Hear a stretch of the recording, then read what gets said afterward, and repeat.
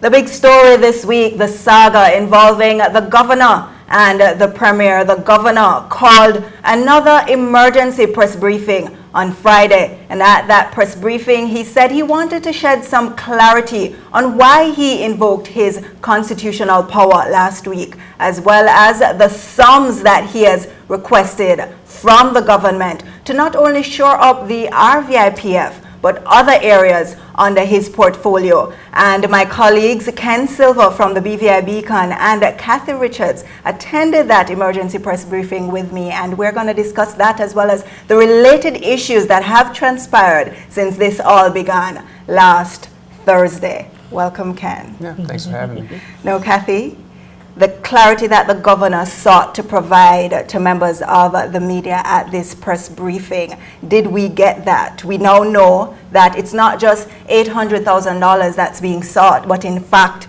overall, some $1.88 million. Yes, the government made a very concerted effort to give some clarity to what extent it is really clear. I can't safely share because even for myself, there are still some lingering questions as to what he tried to paint that picture of. Ken, let's begin with the clarity. Did we get clarity coming out of the latest talks with the media from the governor regarding this issue? I think he did provide good clarity on what he's using the money for. What I'm still trying to have my mind wrapped around is why exactly he had to exercise these powers. We asked him today, is this an emergency situation? Is the Treasury in a state of disarray? And he said, well, it doesn't have to be an emergency situation for me to step in and direct government finances. But nevertheless, this is something that no governor has ever done before. So if it's an unprecedented decision, are we in an unprecedented situation? And that's what's still not clear to me, I don't think. All right, Kathy, let's go back. Before we delve deeper into this, let's go back to the why, which many persons would like to know why the governor would have seen it fit to call another press briefing today. Now, there were reports in the media regarding the governor saying things that weren't so. And in addition to that, he said that documents have been leaked from his office, and he felt it necessary to ensure that from his end, he explained what exactly was happening involving his office. Now, regarding this $1.88 million, he's seeking the funds to cover 5 key areas that he thinks requires additional resources. The RVIPF, we spoke about that, $800,000, the AG's office, the DPP's office, the Supreme Court, Magistrates Court, and 2 court cases. Kathy, what did you think about these 5 areas as he listed them out in terms of it being necessary to get that additional funds, even though it may not have been budgeted for just yet? Anything for the betterment of the execution of your duties in any office is important. What I find a little baffling is why not give this very information from the onset. It's very clear that this is what the governor knew he was doing. He knew exactly how he was going to be dealing with these funds, but the clarity should have come, not to wait to see headlines in newspapers where people seem to have been misled before you come and give the direct information. No, Ken, the governor stated that regarding this second warrant that he's issuing, and that's connected to his constitutional order from last week, there are some clear items that he's seeking. And in order to ensure that what he wants done is executed, there are clear channels of communication or reporting. That's to himself and that's to the premier. But he himself expressed that he has been seeking some clarity and still hasn't gotten it regarding this issue from the financial secretary, even after that press briefing, or press meeting rather, that the secretary had earlier this week. Yeah, and I think that's exactly why the question of why he's exercising these powers is so important, because if the governor doesn't exactly know the inner workings of the Treasury Department and why these funds are being dispersed, shouldn't he investigate that before he decides that he's going to step in and exercise these powers? I mean, that's the question I think he should probably be shedding more light on. And in fairness to the governor, he has taken all the questions of the reporters, but I feel like the last two press conferences, we walk out of those conferences and we still don't have a clear grip of exactly why he's doing it. So I think that while he did not launch a direct or investigation into the operations of the Treasury, he has repeatedly been saying that, hey, I've been on the backs of the Premier and the financial sector to clear up these issues that they've been discussing for quite some time. So I think what he has done now is a form of launching an investigation, and I think he brought that out very clearly at the press conference this afternoon. Yes, and that, well, we can term it as an investigation. I don't know what the governor would himself term it as, but as members of the media, what we see it as, and why it's an investigation, the governor is seeking to find out specific bits and pieces of information.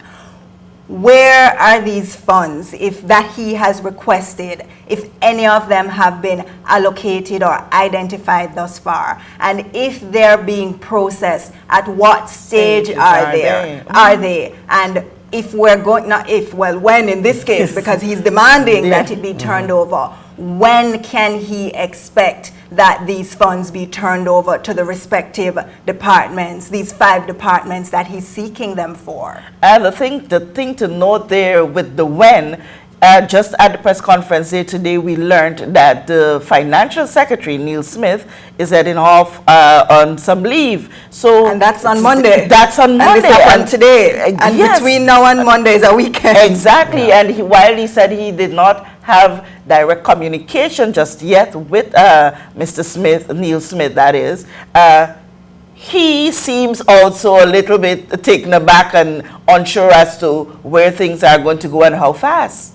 But at the end of the day, what the governor did make clear is that he needs these answers, and whether or not Mr. Smith is there, he expects to get them and expects the situation to be resolved to his appreciation. Now let's move on to the questions that have been raised about how this all seems in terms of the relationship or the continued cordial relations between the governor and the Premier, and by extension the government. He was asked that question today. What did you think about his response to that? Let's start with you, Ken.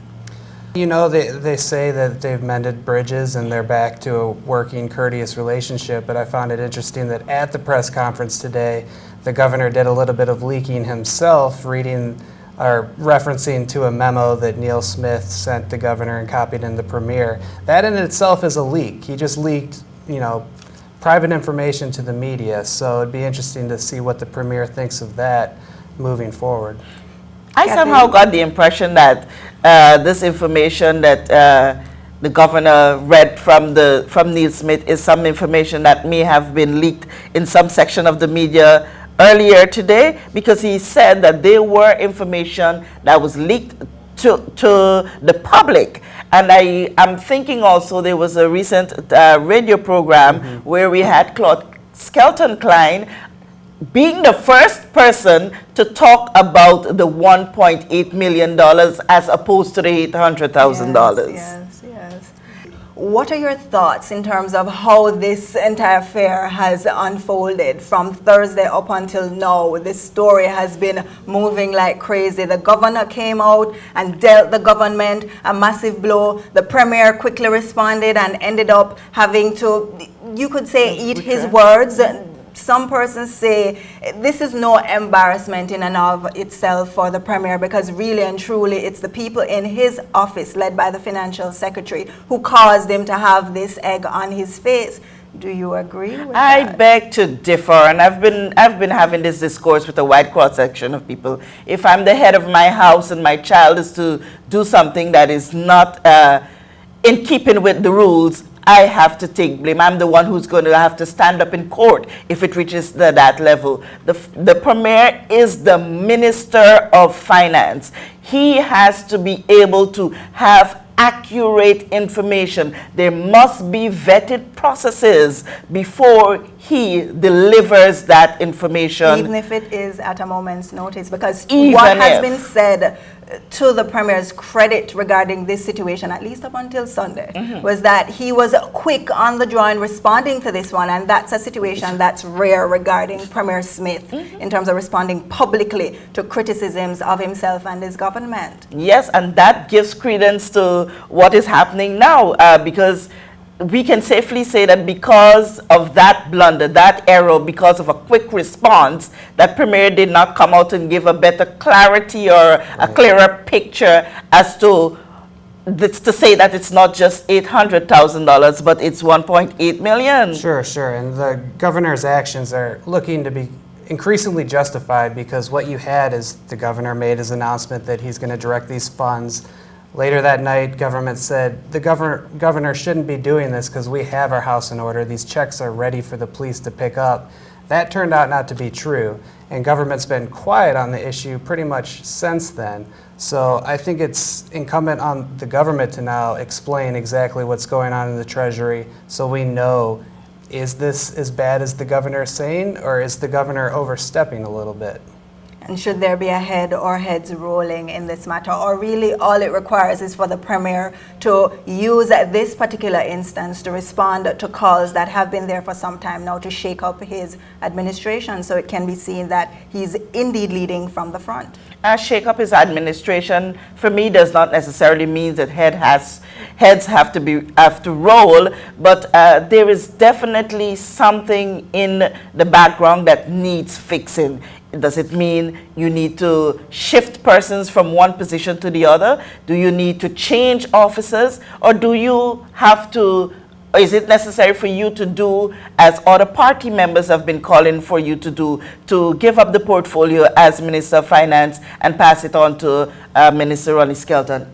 To say, I really can't. Yeah, if we don't know what the problems are, then how do we know what needs changed, right? So, I'm guessing there's going to be a lot more coming out of this story before it's all said and done. Clearly, a lot more needs to be said, especially this time around from the government's standpoint, since the governor, 2 press briefings back to back, over 2 weeks. All right, let's go to the issue of the opposition and where it comes in on this matter. There are 2 diverging viewpoints coming out of the 2-member opposition in the House. One says the governor is meddling and need to stop it, and he needs to lose his responsibility for the police force and it be passed on to the Premier so that the territory can be responsible operational wise and financially for the security affairs of the country. But then the new opposition leader says, yes, Governor, hit them with it, Governor. And in fact, I have a few more things that I would like you to use your constitutional power to ensure that we have addressed the overrun of the Pier Park, the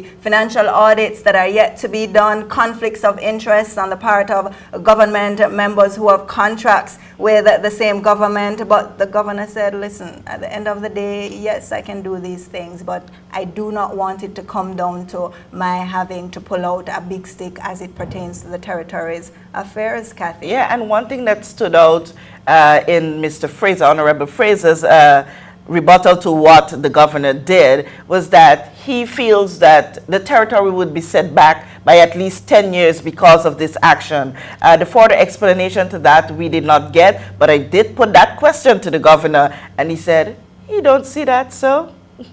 Ken? And you have to understand that the opposition leader, Andrew Foy, is going to be the VIP's candidate for Premier 2 years from now. So, of course, it's in his interest for the governor to step into these situations. That way, on the campaign trail 2 years from now, he's going to stand up in front of the BVI people and say, look, the current government bungled things so badly that the governor had to step in and fix X, Y, and Z. So we need change. So, you know, you smell a little politics coming from Mr. Foy's statement. But there's politics and there's politics. What if the tables were turned and Andrew Foy was on the receiving end of what the governor delivered last week? Would his response have been the same as it is right now? Clearly not. Clearly not. Anybody would want to defend their stand, and that is what's happening in this case.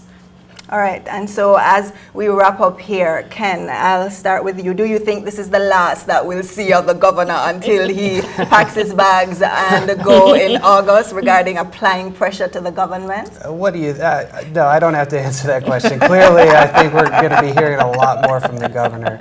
Yeah. Kathy? And my thoughts are, I am wondering if what the governor is trying to achieve will be achieved before he remits office And I would in a hope, few months. And I would hope that the governor holds at least one more press briefing when this is all said and done to kind of do a forensic analysis of exactly what happened post-mortem, and so we could actually find out what really happened the last several And months. using this forum, we would want to appeal to the governor to make his press conferences open to discuss other issues that Sure, the yeah, media there's- would have. Yeah. Because There's a chair to- right here for him. Yes. Yes. And the government too. We look forward to hearing and seeing the government holding press briefings as well that are not just meetings, but that provide clarity on this issue so that the public can also weigh in to understand what exactly is happening. And with that, we leave it right there here on The Big Story. Until next week, on behalf of Kathy Richards and Ken Silva from the BVI Beacon and Peter Gay Coombs, do check us out on YouTube,